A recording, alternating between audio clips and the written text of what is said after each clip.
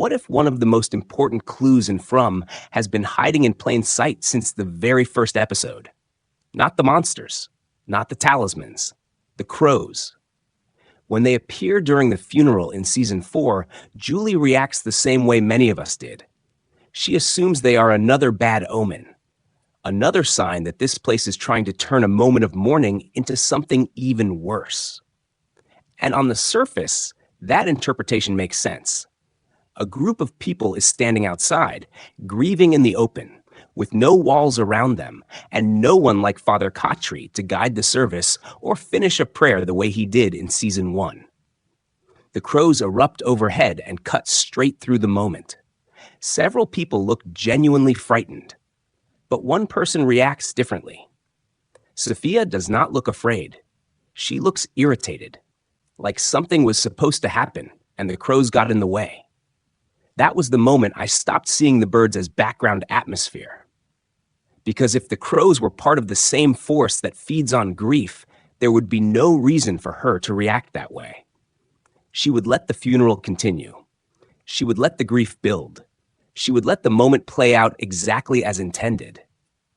Instead, she looks like an interruption just cost her something important. So I went back to the beginning and started tracking every major crow appearance in the story. The fallen tree in episode 1. The tarot reading at Colony House, Victor Kavanaugh in the woods. The yellow jacket. And that funeral.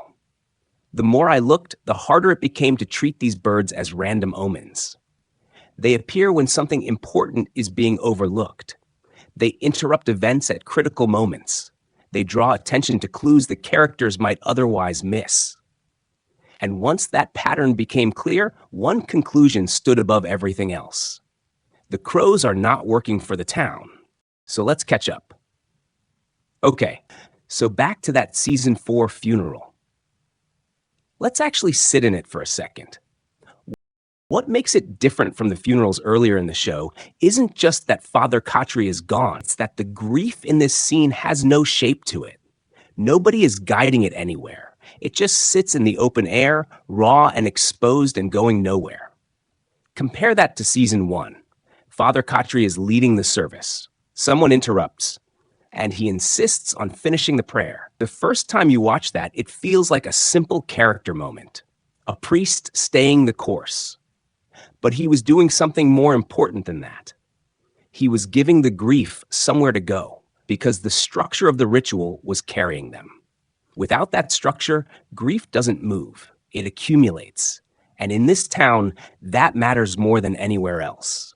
Because grief sitting unprocessed is exactly what this place runs on. The crows are not mocking the funeral. They are interrupting it. And the man in yellow is upset because they are interfering with something he needed to happen undisturbed. So if that is what they are doing at the funeral, let's go back and look at the rest of the series through that same lens. The clearest example is the Matthews family's first encounter with the fallen tree. Most people treat that scene as the moment the family was already trapped. But I don't think that is what happened. I think the tree was a warning, a final checkpoint. At that point, the Matthews family still had a choice. They could have turned around and gone home. Instead, they tried to drive around the tree. That decision is what brought them into the town. And the crows were there the entire time, making as much noise as possible. Not celebrating, not mocking them, trying to stop them from taking the one action that would trap them. The warning was there in the very first episode. The family just did not understand what they were being shown. And neither did we as the audience watching the story unfold.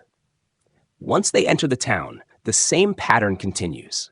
The crows appear whenever something is being overlooked, and no character demonstrates that pattern more clearly than Victor. Victor has spent longer in this place than almost anyone.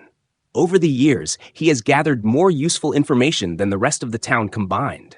He remembers past cycles. He knows the locations that matter. He understands which objects are connected to important events. And I do not think he discovered all of that by accident. There are several moments where crows appear near Victor when he is close to something significant. One of the strongest examples is when he finds the yellow jacket in the woods. The jacket is physical evidence connected to the man in yellow. It is almost like placing a marker and saying, "Look here, this matters." That is why I see the crows as active guides. They do not solve the mystery for the characters. They highlight what deserves attention. They point to clues that might otherwise be ignored. And they often appear when the characters are closest to understanding something important. The same principle appears in Colony House during Tilly's tarot reading with Fatima. This scene becomes much more significant when you look closely at what Tilly has been doing since she arrived. From the beginning, Tilly behaves in ways that feel unusual and unsettling. She inserts herself into situations that do not concern her. She appears at critical moments, and her relationship with Fatima is especially suspicious. When Fatima begins experiencing symptoms that no one can explain, Tilly is one of the first people to discover that something is wrong. She catches Fatima eating rotten vegetables behind Colony House. Fatima is frightened and runs away because she is terrified that someone will find out what is happening to her. At that point, Tilly has several options. She could tell Ellis. She could go directly to Boyd. She could alert the town doctor, Christy. Instead, she keeps the secret. Later, she reassures Fatima that strange cravings are normal during pregnancy and encourages her not to tell anyone. Whether Tilly understands exactly what is happening or not, the result is the same. Fatima becomes increasingly isolated. Her condition worsens, and Tilly remains unusually close to the situation. That context is what makes the tarot scene so important. Fatima is carrying a creature connected to the town. Tilly begins a tarot reading at Colony House. In my theory, this is not harmless curiosity. Tilly is attempting to influence Fatima at precisely the moment when she is most susceptible. And then the crow crashes through the window. The reading stops immediately. The sequence is broken before it can continue. This interruption matters because I believe that if the reading had finished, Tilly would have taken advantage of Fatima's condition and led her away before Elgin had the chance to reach her. That would have changed everything. Fatima would not have killed Tilly in the greenhouse. Boyd and Donna would have had no reason to interrogate Elgin, and Fatima's location would have remained unknown. In my theory, Tilly would have guided Fatima directly to the caves and left her alone with the creature she eventually gave birth to. That outcome could have destroyed the town's remaining hope. Ellis might have broken completely. Boyd, already carrying the burden of holding everyone together, might finally have given up. And if Boyd loses hope, the entire town begins to collapse. Seen from that perspective, the crow is doing exactly what it has done from the beginning. It interrupts a dangerous sequence before it can fully unfold. The crows are not passive symbols. They are active interventions. And once I realized that, I started noticing another system in the show that behaves in almost exactly the same way: the radio. Most viewers treat the music in From as eerie atmosphere. A strange song starts playing at an uncomfortable moment, and the assumption is that the town is mocking the characters. Because the radio does not activate randomly, it turns on at moments when people need guidance, connection, or emotional redirection. And the strongest evidence appears when Tabitha escapes the town. When Tabitha is with Henry, Victor's father, they are both carrying information the other desperately needs. At the exact moment Henry starts the car, the radio turns on. The song that plays is immediately meaningful to both of them.